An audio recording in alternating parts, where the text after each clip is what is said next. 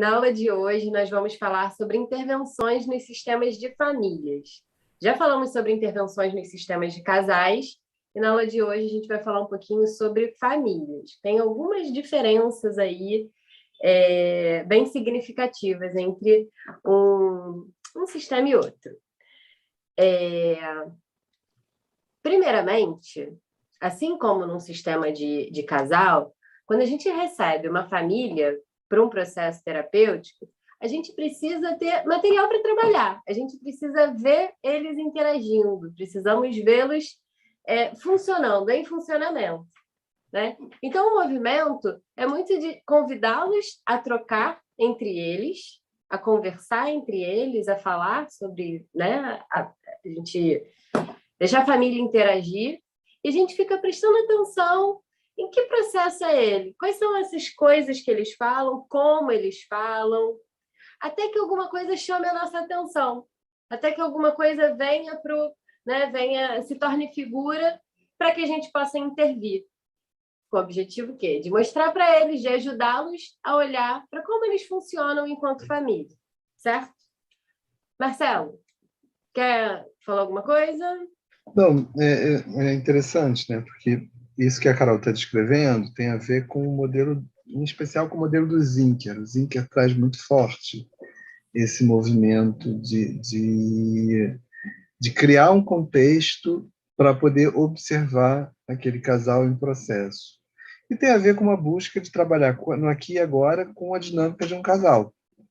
Então, esse convite para que o casal aconteça na frente do terapeuta, a família aconteça na frente do terapeuta, tem a ver com esse movimento de trazer a família para aqui e agora, trazer a família para o presente, para poder observar as coisas acontecendo em tempo real. Então, toda família tem questões, tem impasses, tem decisões que tem que tomar, e o movimento que o Zinker faz é convidar a família a lidar com essas questões ali na frente dele. Essa é a proposta que o Zinker traz, que é uma proposta bem interessante e muito coerente com a perspectiva gestáltica. Né? Certo. Uma diferença bem significativa entre um casal e uma família, pensando assim, né, gente, acompanhando esses dois sistemas, está na quantidade de pessoas, né? A quantidade de pessoas que vêm para a terapia. E isso, por si só, já traz algumas reflexões, algumas diferenças, né? Uma das coisas que eu acho que a gente precisa falar também é a dificuldade de agenda. É um monte de agenda para conciliar. Né? Uma coisa é um casal, às vezes já é difícil encontrar um horário para um casal, outra coisa é encontrar um horário em que todos os membros da família possam estar, mais o terapeuta, e se tem um coterapeuta, mais um coterapeuta também. Então tem essa questão com as dificuldades de horário, né? E tendo essa questão com dificuldade de horário, muitas vezes acontece também o quê? Faltas. É mais fácil que alguém não possa comparecer, que alguém não possa estar presente, né, numa determinada sessão. São coisas que a gente precisa levar em consideração, né? Ter em mente.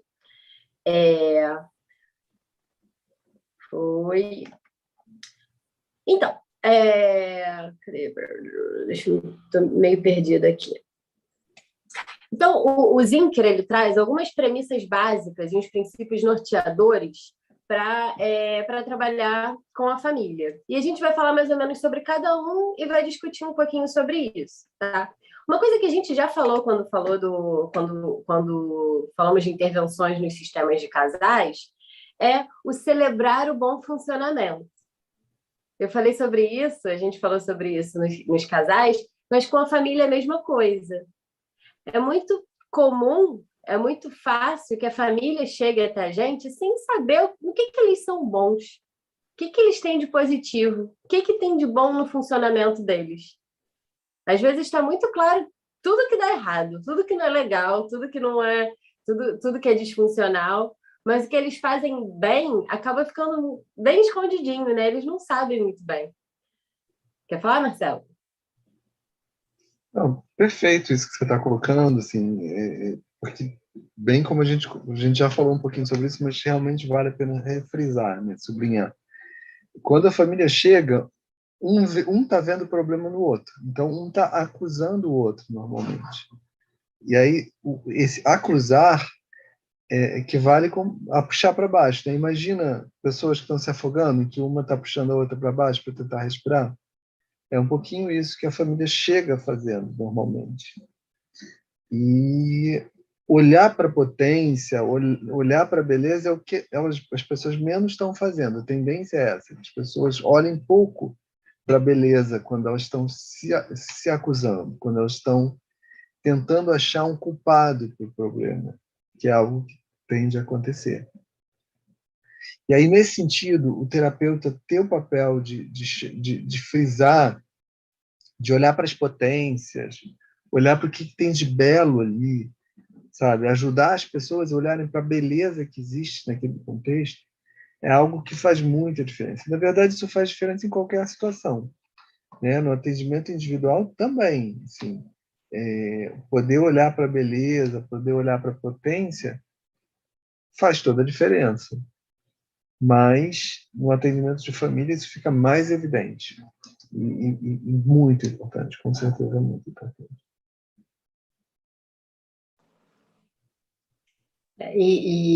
Nós, como psicólogos, ajudarmos a família a olhar para isso, trazer um pouquinho de luz para isso, pode ser uma boa forma de começar, né, o processo. Uma outra coisa é que nenhuma família é sempre perfeita. Nenhuma família é perfeita e nenhuma família está sempre funcionando muito bem, né? E a gente não deve também... É importante a gente trabalhar com o suficientemente bom, não uma busca por uma perfeição, por algo que seja idealzão.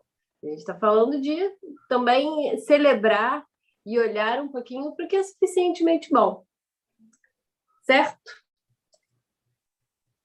Uma outra questão é definindo a família. Quem é a família? Quem é essa família que está chegando aí? Né? Isso é um pouco fluido. Em determinados momentos, vocês tiveram uma aula na semana passada sobre o ciclo vital familiar, não foi? Com a Márcia. A gente vai dar pode trazer um pouquinho luz para isso. Mas a família, assim, quem está fazendo parte daquela família, naquele momento, quem vai vir para a sessão, pode se modificar ao longo do tempo, né? Então, é importante definir isso. Quem aparece, quem vem, quem eles estão trazendo como sendo possível, né? Às vezes são famílias grandes que vêm com pai, mãe, filhos, avó, tio, papagaio e o cachorro, né? E às vezes uma família pode ser uma mãe com um filho. Você quer comentar, Marcelo? Não, é interessante isso que você está trazendo também, Carol, pela fluidez, né? Normalmente, quando a gente pensa numa família, a gente pensa nos laços sanguíneos. E tem, por exemplo, a babá, que mora com a família desde sempre. Ela, muitas vezes, é uma peça fundamental ali para o equilíbrio do sistema, para como a coisa está acontecendo. Então, essa definição do recorte, quem vai ser chamado, quem deve participar do processo terapêutico, é uma definição muito importante que tem que ser feita com todo cuidado e muito naquela linha do problema definir o sistema, sabe? A partir do momento em que a gente olha para a questão que está gerando a necessidade de terapia, essa questão normalmente tem um papel muito importante para definir quem são as pessoas que precisam participar daquele processo terapêutico. Quem são as pessoas que precisam ser convocadas a estar presente naquela situação que está sendo vivida. E nem sempre todo mundo que precisa ser convocado vai estar disponível para estar presente. Esse é um outro ponto. Assim, a gente trabalha normalmente com o que a gente tem. Tem o ideal, tem o possível. A gente trabalha com o possível. Então, e aí a gente faz o recorte a partir disso, a partir do possível. Assim. Normalmente, a família não é isolada do mundo. A família tem muitas conexões. Mas e aquela questão que surge, ela vai falar de aspectos da família e aspectos dessas conexões. Mas em que a gente tem potência para trabalhar, né?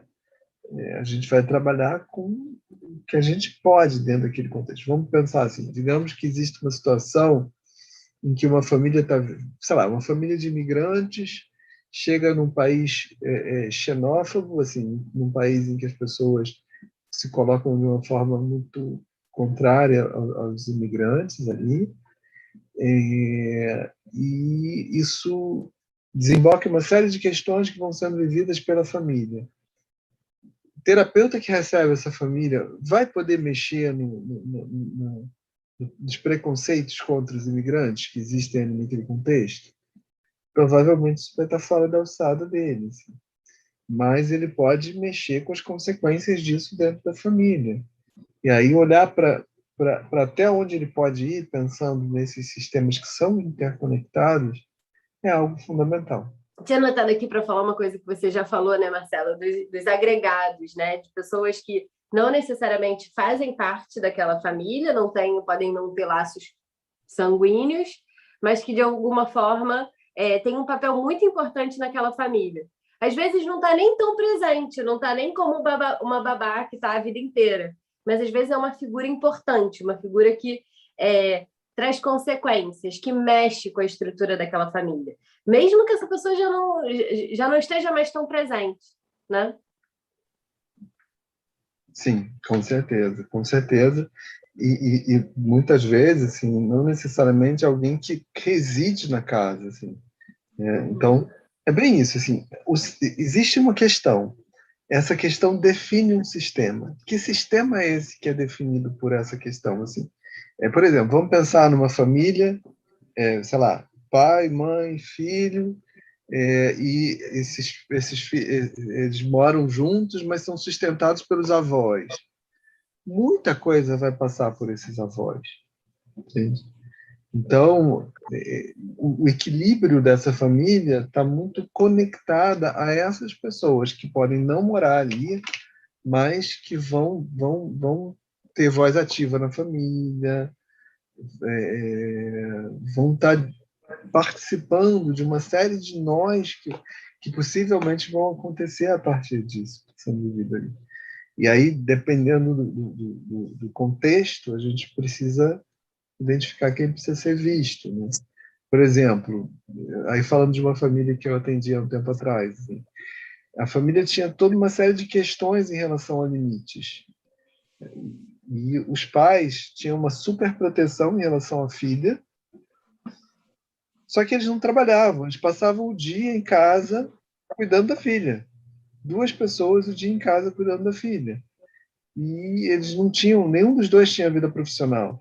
Era como se eles ficassem brincando de casinha, sustentados pelos avós dos dois lados, né?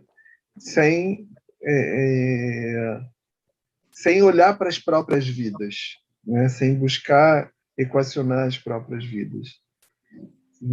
Assim, então, essas outras pessoas que estavam ao redor, elas estavam muito envolvidas na forma como aquela família conseguia existir, na forma como aquela família funcionava na relação com o mundo que era o dela. Então, não tinha muito como olhar para aquela família sem mexer com isso, sem mexer com essa teia. E esses avós eram acessíveis, era possível que eles participassem, né? Diferente, por exemplo, daquele outro exemplo que eu dei, de pessoas de uma comunidade em que determinados preconceitos ficam presentes e que a gente não tem como atingir a comunidade, mas a gente tem como mexer com um contexto mais amplo, né, com uma família ampliada. Marcelo, fazer uma Diga. pergunta. Quando o terapeuta, né, o psicoterapeuta, como a Carol disse, como usar o termo, né? Quando o psicoterapeuta ele identifica aí, né, essa necessidade de trazer outras pessoas para o processo, né? Como você falou, tem os avós aí nessa situação. Isso o psicoterapeuta ele passa para a família, convida a família, como que costuma ser? Ou espera esse movimento da família mesmo, assim? Isso é construído junto com a família. Uhum. Então, à medida em que se está buscando, tem uma questão. À medida em que a gente está olhando para aquela questão, à medida em que as coisas estão acontecendo, que envolvem aquela questão, o terapeuta, junto com a família, vai estar buscando criar mapas para compreender o que está sendo vivido ali. Uhum. E a partir desses mapas, que não são de autoria só do terapeuta, mas que vão sendo construídos em conjunto ali, se vai definindo quem faz sentido ser convocado a participar. É interessante falar sobre isso, porque isso remete, inclusive, até à ligação do início do processo terapêutico.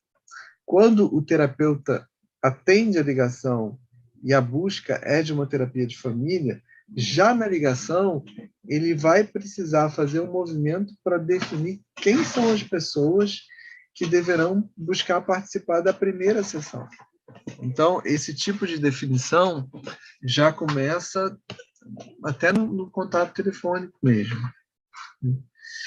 E é algo que vai precisando ser construído junto. Ser construído, até porque precisa ser confortável para as pessoas lidar. Você pode acreditar, não, vai ser fundamental trazer esse avô aqui para a terapia, mas talvez não seja possível para as pessoas receberem aquela pessoa naquele momento, dentro do contexto que elas estão vivendo. Uhum. Então é tudo negociado. Isso pode acontecer também, essas mudanças, né, de membros que estão participando do processo terapêutico, ela pode mudar em alguns momentos, é isso? A mudança do recorte, ela muitas vezes é feita, assim, você pode ter um processo terapêutico que aconteça o tempo todo com o mesmo recorte, pode acontecer, mas isso não é necessário, então isso pode ser modificado. Assim. Por exemplo, digamos que você está atendendo, vou falar dessa família que eu atendi, que esses pais tinham a filha e os dois cuidavam dela e tinha uma questão toda de falta de limite mesmo, de dificuldade em colocar limites para essa criança. Num determinado momento, fez sentido que o recorte fosse o casal, porque tinham assuntos ali que não eram para ser tratados diante da criança. Eram assuntos que envolviam as posturas, as atitudes, a forma de lidar com a vida daqueles dois adultos que estavam ali na minha frente. Então, era conversa de adulto, vamos dizer assim. E aí a gente, em determinados momentos, a gente tirava a criança, quer dizer, ela não vinha para a sessão, a gente está olhando esses temas. Então, de que eu estou falando? Eu estou falando de recortes que vão sendo modificados diante do que vai sendo necessário ao longo do processo terapêutico. Bacana. Isso fala um pouquinho da complexidade e da riqueza do processo terapêutico com famílias. Assim. Tem toda uma série de aspectos que a gente vai podendo mudar, vai podendo ajustar de acordo com o que é necessário a cada momento mesmo. Fala de uma fluidez, né, Marcelo? Fala de uma fluidez. De uma fluidez e de uma necessidade de presença do terapeuta, né? Assim, porque por mais que essas mudanças de enquadre, essas mudanças de recorte, elas sejam feitas em comum acordo, a saída da inércia, né? Olha, tô aqui percebendo que a gente está falando da relação de vocês com a vida profissional de vocês, então seria interessante que a gente conversasse só entre nós adultos aqui. Podemos seguir esse caminho? Sabe, esse movimento, normalmente, é um movimento que tende a partir do terapeuta, esse movimento de mudar o recorte, ajustar o recorte para a realidade que está sendo experimentada ali naquele momento específico. Ou, de repente, fulaninho tem aparecido muito, né? As questões com fulaninho têm aparecido muito. Será que não seria interessante trazer o fulaninho para cá? Exato.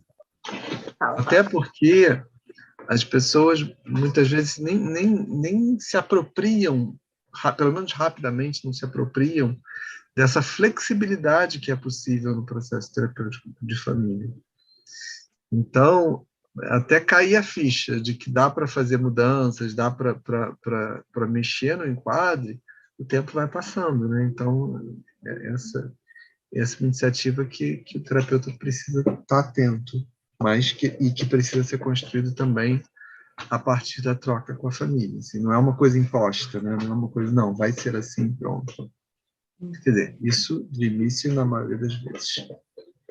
Uma coisa legal da gente comentar também é que o online trouxe um pouquinho mais de possibilidades que mais pessoas possam participar do processo, né? Então, alguém que mora numa outra cidade, mora num outro país, o que tornaria impossível a participação dela numa terapia de família, né? Numa sessão de terapia de família, a partir do atendimento online, fica mais possível que mais pessoas venham. Até questão de horário, aquela questão de horário que eu falei lá no início, né? De cruzar agendas. Às vezes é possível por ser possível, de repente, fazer de casa, ou fazer do trabalho, ou fazer onde quer que a pessoa esteja, né? Sem dúvida. Certo? Então, vamos lá. As intervenções devem levar em conta cada estágio do desenvolvimento, né? Falaram sobre os ciclos de vida. Tem um pouco a ver com isso que o Marcelo falou, né? Às vezes a gente vai precisar fazer um recorte em que, olha, não cabe a gente começar a gente trabalhar isso com a criança. Não cabe, de repente, a criança estar aqui nesse momento. Vamos recortar aqui para os adultos. Cada família é tão única quanto cada membro individual.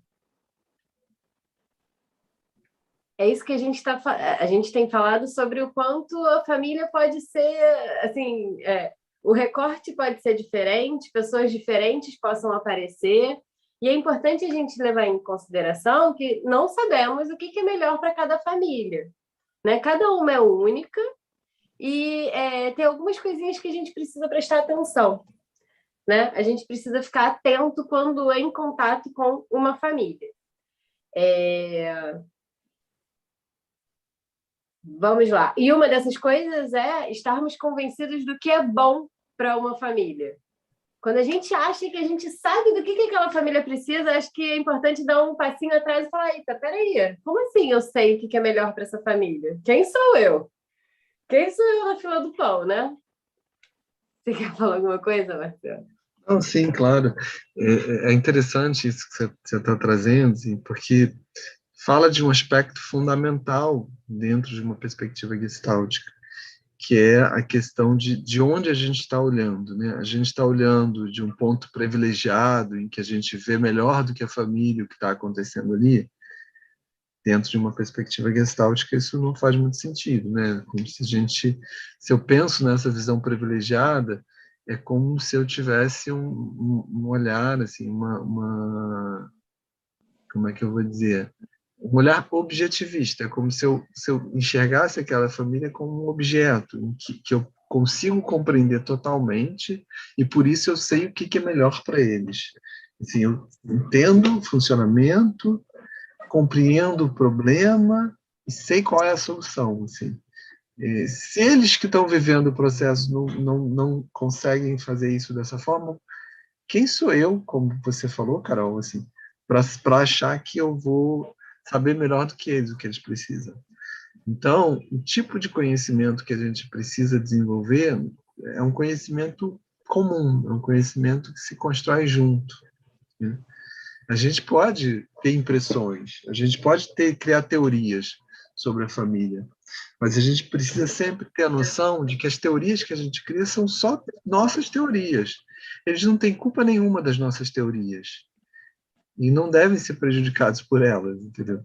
Então, conseguir estar diante das pessoas sem reduzi-las às nossas teorias é muito do nosso desafio, é muito do que a gente precisa estar fazendo quando a gente está diante de uma família. A nossa narrativa em relação à família é só mais uma narrativa. Então, em vez de eu olhar para a família como se ela estivesse aqui de fora e eu fosse o dono do saber, eu olho para aquela família como que me vendo dentro dela. Assim, eu sou mais uma pessoa a estar participando desse problema nesse momento. Então, eu preciso construir junto com essas pessoas narrativas que, de alguma maneira, ajudem a que a gente consiga encontrar caminhos de superação em relação aos problemas que estão surgindo ali. Então, isso fala de um olhar mais humilde, né? De um olhar não de quem sabe tudo, mas de um olhar de alguém que está ali junto, buscando construir em conjunto. Acho que é importante a gente falar que tem pessoas que acham, né, que pode ser mais fácil atender uma família ou um indivíduo que a gente já meio que conheça mais ou menos, tem alguma coisa, alguma característica naquela família que já me é super familiar, né? Como, por exemplo, ser da mesma religião, ou ter determinado trabalho, ou ter uma configuração parecida. Isso, na verdade, é um grande perigo, né? Porque quando a gente acha que conhece, a gente, é de tal religião, eu sei como é que funcionam famílias dessa religião. Já sei como é. É muito fácil a gente escorregar e deixar de olhar com curiosidade para aquela família que é única, né? Eu já vi muito acontecer, assim, pessoas falando, não, é bom quando atendo, né? Já sei como é, mais ou menos. Eu conheço. Minha mãe era assim. Caramba, peraí, sua mãe era assim, mas você veio de uma família, essa é uma família completamente nova que você vai descobrir conforme você for interagindo com eles. Se você já começa, assim, já sei o que vem daí. Já sei, conheço. O perigo é muito grande de você escorregar e já achar que sabe como é, sabe consertar, sabe o que tem que ser consertado. Opa, peraí, tem alguma coisa muito errada nisso aí. Eu acho, Carol, que o perigo também é, assim, misturar. Eu vejo muitos terapeutas fazendo isso, assim, misturar o que eles fazem na vida deles e o que aconteceu na história deles com a história da família. Querer que a solução que a família do terapeuta encontrou, que o terapeuta encontrou, seja a mesma solução que o cliente encontra, né? Eu acho que fica ainda mais complicado quando projeta as questões do terapeuta por causa dessa semelhança nas questões do cliente, que é um outro mundo, né? É perfeito isso que você está trazendo, Ingrid, e que tem a ver exatamente com o que você colocou, né? Como se ele misturasse a própria vida com a vida do outro que está na frente dele. E, de uma certa forma, para a gente entender o outro, a gente precisa olhar para as nossas experiências. Ao mesmo tempo, para a gente entender o outro, a gente precisa separar o que é nosso do que é do outro. Então, é esse cobertor curto. Se a gente, para a gente sentir o outro, a gente usa as nossas questões. Mas a gente não pode confundir a vida do outro com a nossa vida. E isso, quando a gente fala de família, é especialmente delicado, assim, porque existe uma tendência muito forte a usar a nossa família de origem, a família que a gente vive, como referência para o que está ao nosso redor. Isso é especialmente difícil de separar. Essa separação do que é o meu, o que é do outro, é especialmente difícil quando se fala de família. E aí, nesse sentido, vale citar como exemplo a maneira como a gente busca trabalhar no IGT com famílias, o curso de especialização de psicologia clínica, indivíduo, grupo e família, né? No curso de especialização que a gente faz presencial virtual hoje em dia, né? Presencial virtual, assim, eu estou separando o virtual assíncrono do virtual presencial. Como a gente está aqui hoje, assim, tem algumas pessoas que estão assistindo a aula e a gente está presente aqui, né? A gente está virtual, mas está presente, assim. Então, por isso, presencial virtual. Então, assim, no Instituto, a gente faz o atendimento de família em equipe. Então, você tem várias pessoas com histórias de família diferentes, com histórias de vida familiar diferentes, podendo atender junto e podendo identificar as facilidades e as dificuldades daquela família a partir das várias perspectivas, né? Não só da perspectiva de uma pessoa que está olhando para aquela família à luz da sua história familiar, mas da perspectiva de várias histórias familiares, né? E isso ajuda muito, em especial, a esses terapeutas, a eles identificarem o que é deles, o que é da família. Uhum. Isso é um exercício mesmo, né? Na verdade, quando a gente fala de postura fenomenológica, a gente está falando muito disso, de um exercício de não chegar a conclusões, como é que eu vou dizer, ficar com hipóteses sem namorar muito de perto o que está sendo vivido ali, o que está sendo experimentado por cada uma daquelas pessoas que estão buscando espaço terapêutico. O cuidado que precisa ser tomado é quando a gente se vê tomando partido de um membro ou de um subsistema da família e tendo muita dificuldade de olhar, de se aproximar do outro, né? Quando a gente fica muito, caramba, pô, fulano é isso, fulano tá certo, o resto não. A gente deixa de ficar curioso com a outra parte, deixa de tentar se aproximar da outra parte. Então, é um outro ponto de atenção, né? A gente precisa olhar para isso. É interessante isso que você está falando, assim, a gente vê muito no atendimento de família com crianças, a gente vê muitas vezes terapeutas meio que tomando partido das crianças, sabe? Tipo, como se fossem advogados das crianças ali. E tentando dar voz às crianças, às vezes até de uma forma que não é muito possível para a criança naquele momento. Então, isso não é simples mesmo. Na prática, o estar em família traz, em alguns momentos, né, traz oportunidades de lidar com isso de uma forma até mais fácil do que no atendimento a casais, porque quando eu estou com uma família, por exemplo, e os pais estão se colocando assim, no sentido de um responsabilizar o outro, você tem os filhos que você pode chamar, convocar, assim, convocar que eles tragam as visões deles, né? Então,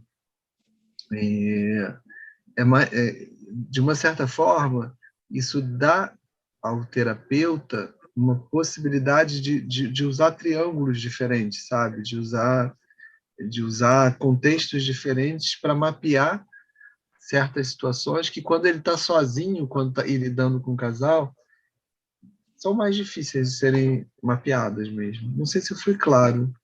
Você acha que ficou claro, Carol?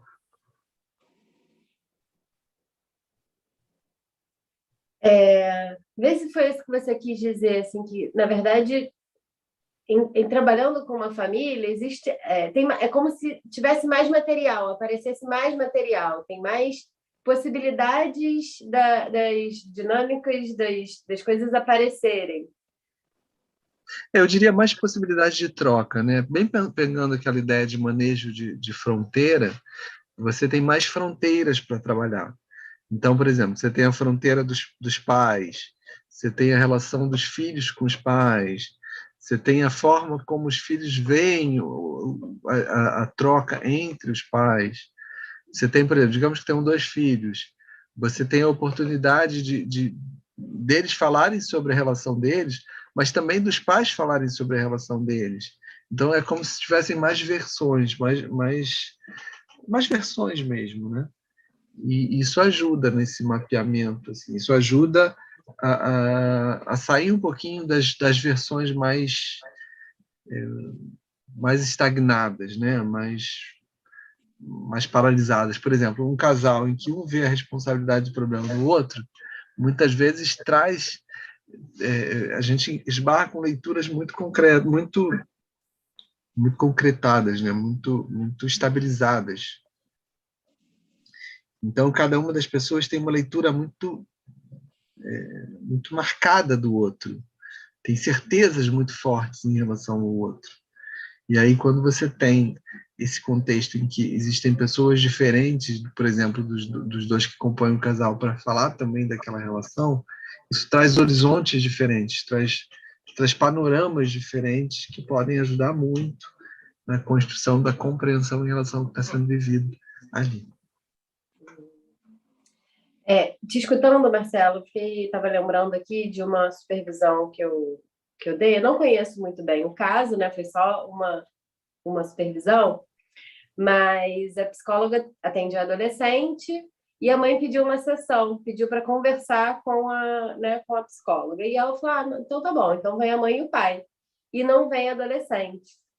E o que ela estava me trazendo, assim, falando sobre o caso, era muito assim, de uma dificuldade muito grande de comunicação entre os membros da família, sabe?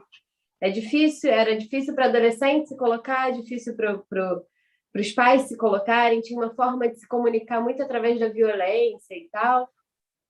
E eu estava trazendo, assim, fiquei com vontade, conforme ela foi me contando, né, da história daquela família, daquela adolescente, de ao invés de trazer o pai e a mãe sem a menina, que viesse todo mundo para que fosse mais fácil olhar para a forma como eles vão funcionar ali juntos. Né? Como é que um conta para o outro, como um ouve. A gente estava falando de um problema de comunicação. Né? Como um fala, como o outro escuta, quanto um busca se articular de uma forma diferente por ser a forma como o outro vai ouvir, né? Quais são as caras e bocas que um fala quando o outro faz quando o outro quando escuta o outro e tal, né? Quanto material de trabalho poderia ter ali se viesse a família toda, né? E de repente esse recorte de vir só o pai e a mãe, tá, beleza, pode ser isso também, cada situação pode trazer ganhos e enfim. Mas eu fiquei com muita vontade de ver aquela família toda em funcionamento, sabe? Fiquei com vontade de falar disso conforme fui te ouvindo. Acho que tem um pouco a ver com isso, né, Marcelo? Não, e é bem nessa direção, assim. Cada um dos contextos abre paisagens diferentes. Então, num determinado momento de um processo terapêutico de uma família, pode fazer todo sentido usar um determinado recorte. Num outro momento, daquela mesma família, esse recorte pode não fazer nenhum sentido e outros recortes podem ser os recortes que mais se encaixam no que é necessário ali. Então, é um processo dinâmico, fluido, e a presença do terapeuta, o estar atento, o estar conectado ao que é necessário, que termina sendo importante no contato com aquela família naquele momento específico, isso termina sendo muito valioso. Show. Deixa eu ver o que temos mais aqui. Uma família é melhor vista como uma organização de subsistemas numerosos, flexíveis e em mudança frequente. Quanto maior o número de subsistemas funcionando de maneira saudável, mais saudável a família. E a função do terapeuta seria ajudar, também incluir ajudar essas famílias a olhar para esses subsistemas, estruturar as qualidades dinâmicas dele, né, e ajudar que eles funcionem, cada subsistema funcione de uma maneira mais saudável. Carol, Oi? falou dessa coisa assim, que a família é composta de subsistemas, e aí quanto mais saudável tiver cada subsistema, mais saudável vai estar o sistema. E aí você falou algo de ver assim, as potencialidades de cada um, de organizar cada um. Eu fiquei assim, como que faz isso na terapia de família, entende? Dá para fazer isso na terapia de família, dá para fazer isso, é para fazer isso na terapia individual, sabe?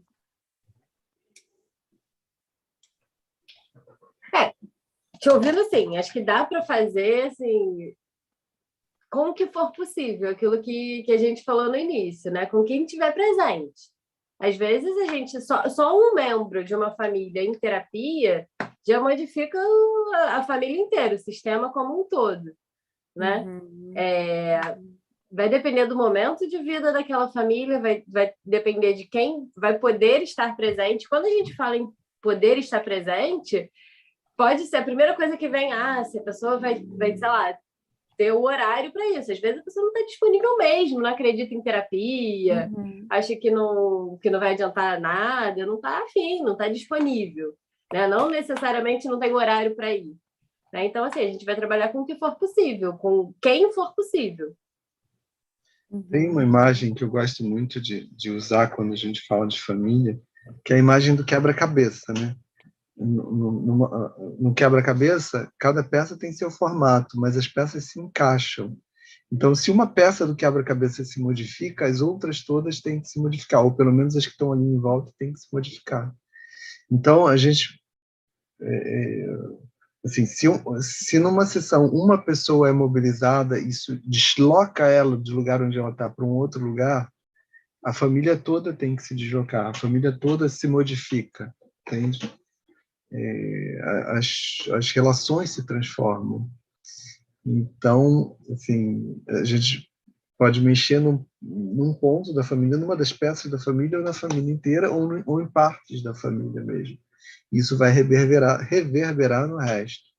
Agora, de que forma isso pode ser vivido, aí vai depender muito, realmente, como a Carol falou, do momento, do contexto. Dependendo do que está sendo vivido, pode fazer sentido que alguém seja encaminhado para uma terapia individual. Então, assim, são inúmeras as possibilidades. A gente está mexendo com um sistema que é amplo e que é caleidoscópico. E estar atento a esse funcionamento e acompanhar essas pessoas dentro do que é possível para aquela família naquele momento, essa é a nossa arte, assim, de uma certa forma. E aí, por mais, digamos, vamos pensar numa família em que os pais estão vivendo uma relação que está muito ruim, e aquela relação está bagunçando o coreto da família. Será que vai ser possível mexer com aquela relação nesse momento específico, da história dessa família específica? A gente não sabe. Assim, será que esse casal vai estar disponível para se reinventar, até, por exemplo, para colocar em risco a relação no sentido da possibilidade de uma separação até? Será que existe essa possibilidade, essa saúde para isso? Quem pode dizer? A gente pode chegar e falar, não, esse casal aí tem que separar, assim, não dá, assim, do jeito que tá, não dá não, tem que separar. E tem que separar hoje. O negócio é esse, vamos lá, vamos separar esse casal. Cara, isso não faz o menor sentido, assim, não é o nosso papel, não, assim, quem somos nós para saber quando uma determinada situação deve ser equacionada, sabe? Eles vão precisar decidir, eles vão precisar escolher os caminhos, e é muito importante que a gente tenha uma postura muito respeitosa em relação a esses aspectos. Porque se a gente não tem uma postura respeitosa, a gente meio que passa por cima da família, e isso faz com que a família precise se defender. E se a família busca se defender, a troca diminui bastante, né? Vou usar aquele exemplo do escudo. Deixa eu pegar um escudo aqui para mim. Então, por exemplo, se eu começo a me sentir acuado, se eu começo a me sentir forçado a viver coisas que eu não estou pronto para viver, eu vou levantar os meus escudos. Quando eu faço isso, eu aumento ou diminuo a possibilidade de comunicação? Diminuo. Então, não é isso que a gente quer facilitar que aconteça na nossa troca com a família. Nesse sentido, quanto mais respeitosa é a troca, quanto mais as pessoas se sentem seguras, no sentido de que elas vão seguir o caminho que fizer sentido, se elas estiverem bem para seguir aquele caminho, mais intensa pode ser a troca. Se eu acho que eu corro o risco de ter que ser forçado a fazer coisas que não fazem sentido para mim, eu vou me resguardar. Foi, Ingrid? Vocês falaram do recorte. Faz sentido, assim, se a situação se eu achar que precisa chamar uma pessoa para uma sessão individual ou não? As sessões de família não comportam, assim, nesse momento individual. Ingrid, não dá para falar assim, dessa água não beberei, entendeu?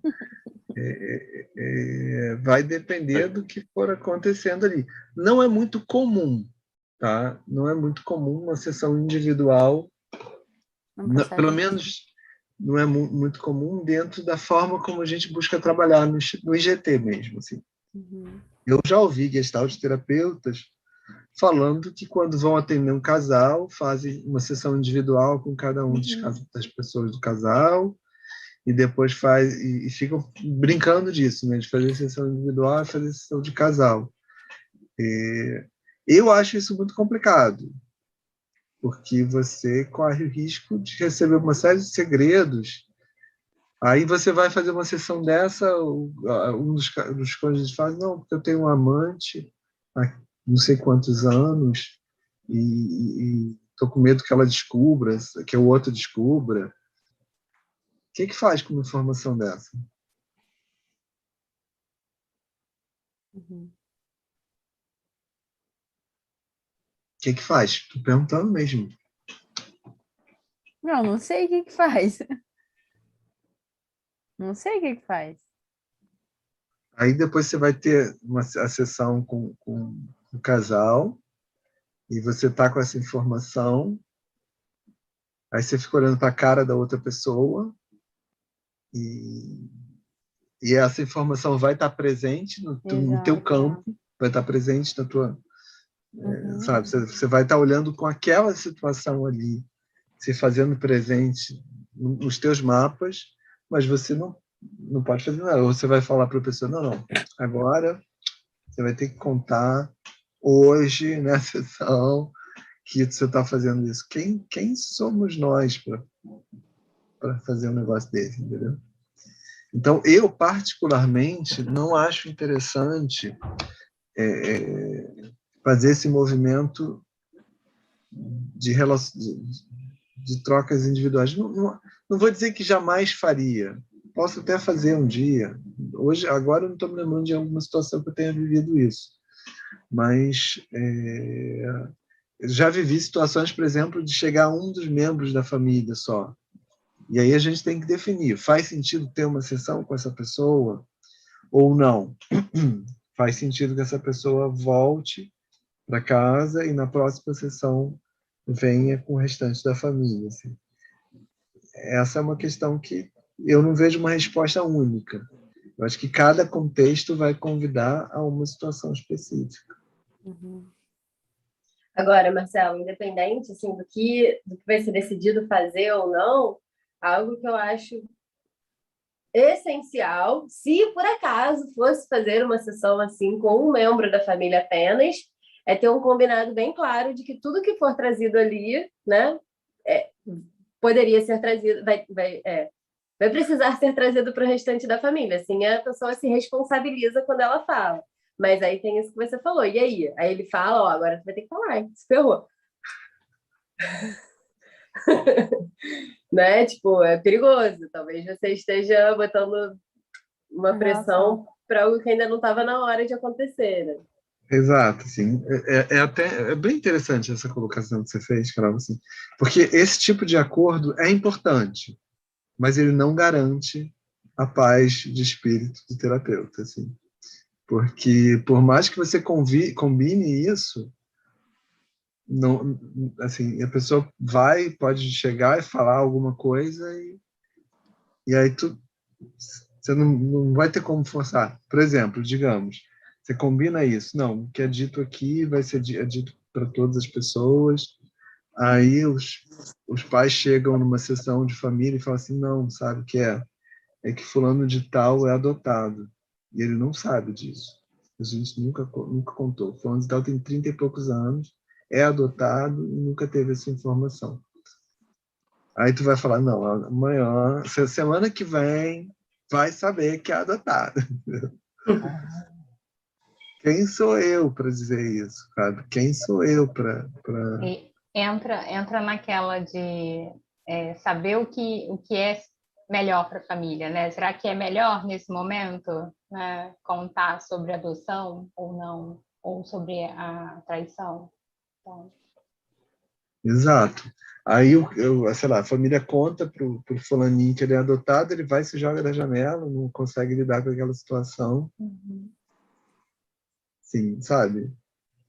Quem sou eu para dizer o que é melhor para uma outra família? Enquanto você estava falando, eu me lembrei de uma cliente que entrou na semana passada e ela falou que saiu da terapia dela anterior por conta da psicóloga toda vez perguntar, porque ela estava se envolvendo com uma pessoa que tinha, né, um outro relacionamento, era casada, e aí ela ficava se sentindo pressionada porque toda a sessão a psicóloga ficava, e aí, já terminou? Já terminou? Gente, ela falou, não estava aguentando mais, assim, já chega o julgamento das outras pessoas, a psicóloga ainda se colocava dessa forma, e assim, eu só conseguia pensar, assim, na fala dela, né? Que a gente estava falando dos subsistemas. Um outro ponto de atenção é para a energia que alguns subsistemas têm. É comum que a gente, ao entrar em contato com uma família, os subsistemas tenham mais energia do que outros. E fica muito fácil ficar com o subsistema que tem mais energia. E esquecer aquele que está com energia mais fraquinha e deixar de lado. né, a gente precisa olhar para todos os subsistemas. Quer comentar, Marcelo? Perfeito, assim, de uma certa forma, a família tem um funcionamento e se equilibra dentro de um determinado, dentro desse funcionamento, né? Dentro de uma forma de se estabilizar, em que os vários sistemas estão em inter-relação. Então, o fato de um determinado núcleo ficar mais apagadinho e o outro núcleo ocupar o espaço, um está em relação com o outro. Por exemplo, se esse núcleo que ocupa mais espaço some, o que fica apagadinho vai ter que ocupar o espaço. Então, essas coisas estão em inter-relação. E aí, olhar para esse equilíbrio, olhar para essa troca, olhar para esse funcionamento com curiosidade, buscando entender como cada uma dessas partes performa para que esse sistema se dê da forma que se dá, essa é muito a nossa função, esse é muito o nosso trabalho ali mesmo, né? Tem autores em terapia de família que colocam como neutralidade, assim, como uma espécie de neutralidade, o dar voz, dar ao mesmo tempo de voz a todos, assim, dar voz às várias pessoas que estão ali compondo aquela família, os vários núcleos que estão ali compondo aquele contexto, né? Então, não seria, dentro dessa forma de pensar, neutralidade não seria não ter um ponto de vista, mas ter o cuidado de dar espaço a todos os pontos de vista que estão ali, né? Essa é uma forma de pensar. Sim. Não, é uma contribuição de um determinado autor.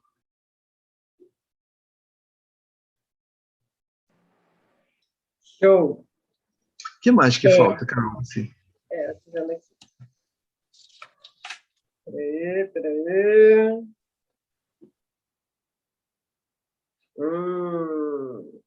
Continuando falando de subsistemas, assim, né? Nas famílias saudáveis, está claro onde se encontra o poder. E ele está nas mãos de quem? De quem? De quem? Das crianças? Será? Depois, segunda-feira, eu descobri que é das mulheres. Dos adultos, né? Ah, Levando em conta que o homem demora mais a ser adulto, então as mulheres ganharam. Bom, assim, é bem interessante isso, porque a gente vê muitas vezes até uma espécie de uma ideia como se a família tivesse que ser democrática, né? A família não é uma democracia. Assim, uma família é um sistema em que você tem pessoas em momentos diferentes do seu ciclo vital e que precisam encontrar formas de equilíbrio, formas assim, como eu vou colocar isso em palavras, assim, formas de que a maturidade que existe ali possa gerir o processo. Então, nesse sentido, você colocar uma criança de 8 anos para coordenar uma família, você está colocando essa família em risco. Você está... Enquanto vocês estão falando, me veio o desempenho de papéis dentro da família, né? E, por exemplo, um filho, como você falou, desempenhar um papel de uma mãe, por exemplo, ou de um pai, né? Acho que acaba acontecendo bastante, e acaba não sendo saudável, né? Tem criança aí que acaba assumindo uma responsabilidade, às vezes, de cuidar de uma mãe, ou enfim, em alguma situação, né, que às vezes nem tem idade suficiente para cuidar de si sozinha, né? E aí acaba ficando mais difícil, né, essa troca, eu acho. Perfeito, sim. E é isso. E você vê muitas vezes o movimento na própria família, no sentido de como se valorizar a criança fosse fazer com que ela participasse das decisões, assim. E você fazer com que uma criança que não tem maturidade para decidir determinada coisa participe da decisão daquela coisa, Isso é um abandono. Isso é uma forma de abandono, assim, uma forma de, de, de impor à criança uma responsabilidade que ela não tem condição de viver. Então, de uma certa forma, a experiência e a sabedoria que foi acumulada pelos pais, ela precisa ser utilizada naquele contexto familiar. Isso significa que o que a criança vive não quer dizer nada? Não, o que a criança vive quer dizer muita coisa. Inclusive, quanto mais o tempo passa, mais a diferença entre as gerações, a distância entre as gerações é maior, e mais os adultos precisam estar atentos ao mundo dos filhos, né? Mais os adultos precisam ter muita curiosidade em relação a que mundo é esse que essas crianças e esses adolescentes habitam. Isso é muito presente. Mas isso não significa abrir mão da responsabilidade de decidir os rumos de uma casa.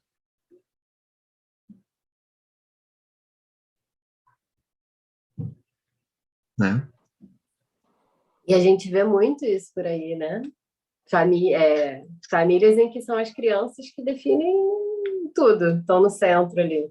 E a mãe muitas vezes falando, né? Ah, meu filho nem parece que tem a idade que tem. Ele é super responsável. Tem 9 anos, mas, né, parece um velhinho. Ainda fala assim, rindo, né? O que essa criança está passando, assim, né? O que ela está assumindo? Sim, você está falando de uma situação em que a criança até se encaixa dentro de um contexto que exige dela uma responsabilidade que ela ainda não tem, né? Mas é como se fosse um pequeno adultinho ali. Mas, para além disso, a gente está vivendo toda essa epidemia de déficit de atenção e hiperatividade, que em muitos casos tem a ver com simples falta de limite mesmo, né? E a gente vê isso dentro de um contexto em que, nas famílias, os pais estão meio que buscando ficar numa posição de amiguinhos dos filhos, sabe? De coleguinha do filho. Em momentos em que aquele filho não tem maturidade para ter um colega, ele precisa de um pai, ele precisa de uma mãe. E dizer não, e colocar regras, e falar o que é possível, o que não é possível, o oposto a isso é meio que abandono mesmo, sabe? Então, os limites, eles são muito estruturantes, eles são muito importantes para estruturar quem é aquela pessoa, sabe? Para dar parâmetros para que a pessoa se construa, conquiste seus espaços. O que mais, Carol? O que mais? Né? Falta alguma coisa para a gente estar Não, presente? Marcelo, a gente já falou tudo aquilo que a gente se propôs a falar. Queria saber se tem algumas dúvidas, comentários.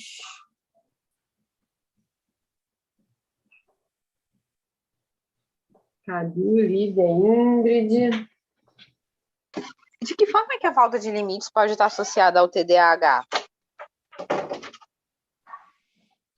Transtornos, déficit de atenção e hiperatividade?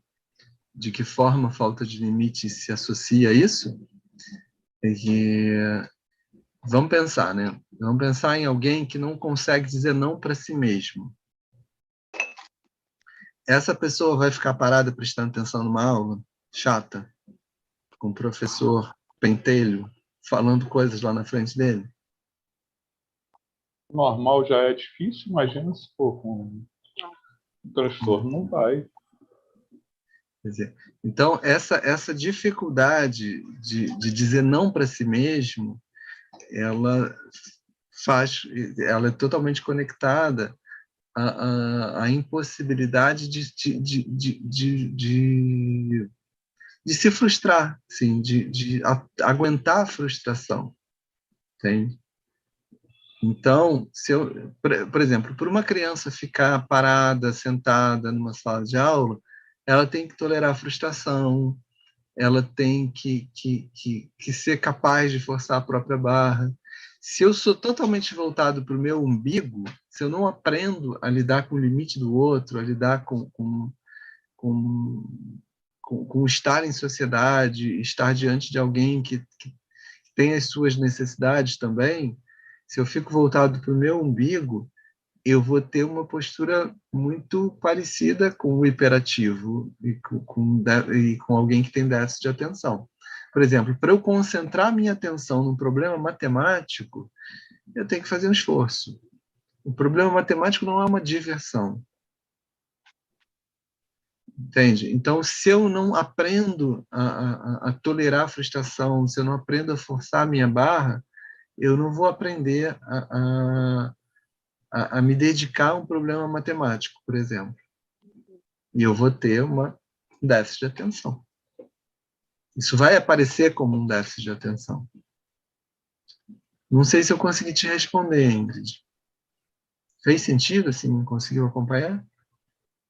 Se não, Acho que estou pergunta. processando. Eu acho que eu estou processando aqui. Tá, enquanto você processa, o que está vindo aí nessa mente? Que a capacidade de tolerar a frustração, de dizer não para si mesma, é importante no momento da aprendizagem. É essencial. Então, se a pessoa... Isso vem através dos limites. Se a pessoa não vivenciou isso no dia a dia dela, ela não vai conseguir também viver essa frustração que é necessário para aprender. Vai ficar com essa característica. Muito, muito nessa direção. Ele não vai se dedicar ao que ele precisa se dedicar para aprender. Aí você tem aquela pessoa com rótulo de déficit de atenção, que se você botar um PlayStation na frente dela, ela fica horas extremamente concentrado, dedicado àquela mesma função, só que é a função que interessa a ela, não uma função que exige que ela force a barra dela. Marcelo. E aí ela consegue ter essa atenção, ou seja, não existe um déficit, assim, existe interesse. Exatamente. A capacidade, com muita frequência, a criança tem. Ela só não está afim de usar ali, entende? Porque ela sabe que ela pode não usar ali. Ela sabe que ela pode seguir outros caminhos. Ela já aprendeu isso. Então, ela não vai forçar a barra dela. Entende?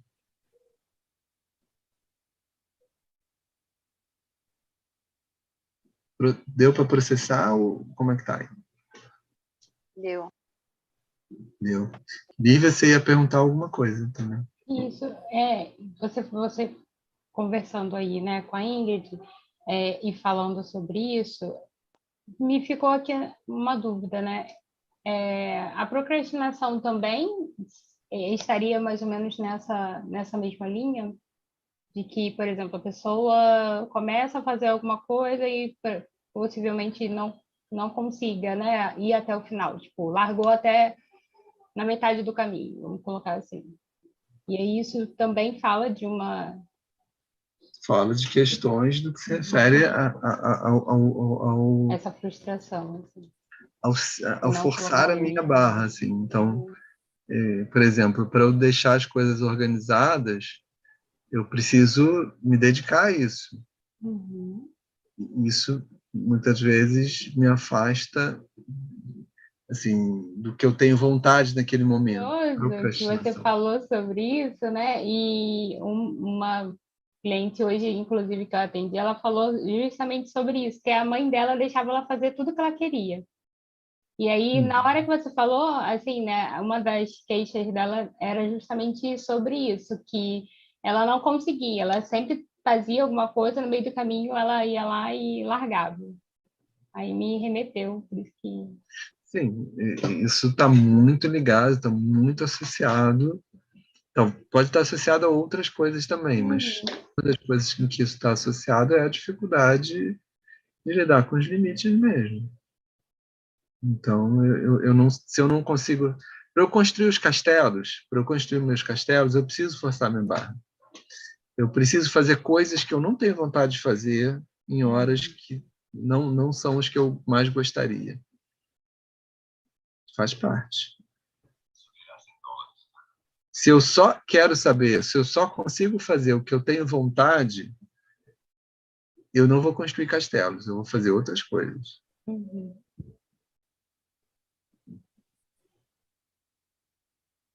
Né? Por aí.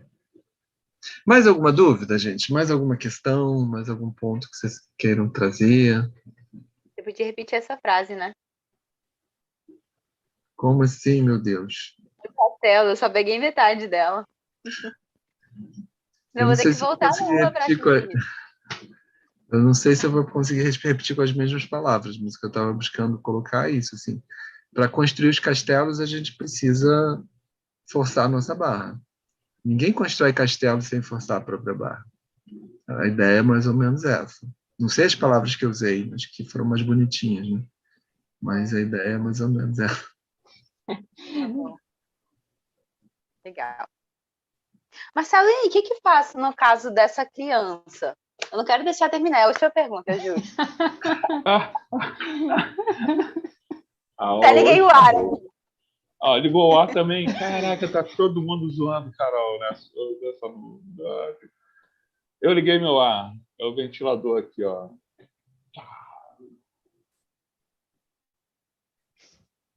Bom, mas não entendi a sua pergunta ainda. Assim, o que você faz, assim, em que sentido? Então, no caso dessa, vamos lá, dessa família, né, vem como queixa identificada a criança que não está conseguindo se concentrar. Daí você falou assim, é o caso, pode ser o caso de limite. Aí, olhando a criança consegue assistir filme, consegue jogar joguinho, ou seja, ela consegue se concentrar quando a atividade é legal para ela. Como olhar isso com a família, sabe, assim? O que eu faço? Já virou supervisão agora. E isso faz você ficar curiosa em relação a isso. Como é que funcionam os limites nessa família? Entende? Será que isso tem a ver? Aí vem a pergunta. Será que isso tem a ver com a forma como os limites funcionam nessa família? E aí, junto com a família, você pode buscar aprender sobre isso, entender sobre isso. Assim, como é que funcionam os limites? Será que o pai e a mãe pensam da mesma forma? Será que os dois têm um consenso em relação a como funcionam os limites? Ou será que cada um pensa de um jeito, e aí cada um faz do seu jeito e a criança fica solta ali no meio? Será que eles... como é que eles veem e administram isso, as regras da casa? Como é que funcionam as regras?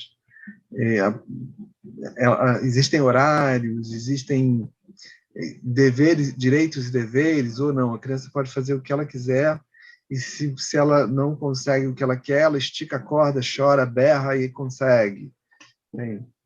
Então, namorar esse funcionamento, em termos do limite, é algo que é bem importante até para conseguir identificar se tem a ver com isso, se tem a ver com questões ligadas a regras e limites ou não. Essa é uma hipótese possível. E você vai pesquisar isso. Okay. Talvez essa hipótese se confirme. Talvez essa hipótese não se confirme. Aí vai ser uma busca tua. Cobrindo o processo. Ok. Muito obrigada. Nada. Podemos fechar, então? Acho que só sim. uma pergunta. Não, brincadeira. Sabia que ela queria perguntar mais alguma coisa. Brincadeira, vamos fechar. Vamos lá, palavrinha. Vamos começar de trás para frente aqui no meu vídeo. Ingrid Fabiani, uma palavra. Pergunta. Perspectiva. Lívia, uma palavra. Vou fazer igual o Marcelo faz. Família. Cadu, uma palavra. Núcleo. Ana Carolina Bianchi, uma palavra. Integração. Marcelo Pinheiro. Espinha. Bullying. Vou marcar dermatologista agora, tá? Vamos encerrar a reunião, porque do jeito que as coisas vão, é daqui para pior. Beijo, gente. Tchau. Tchau. Tchau.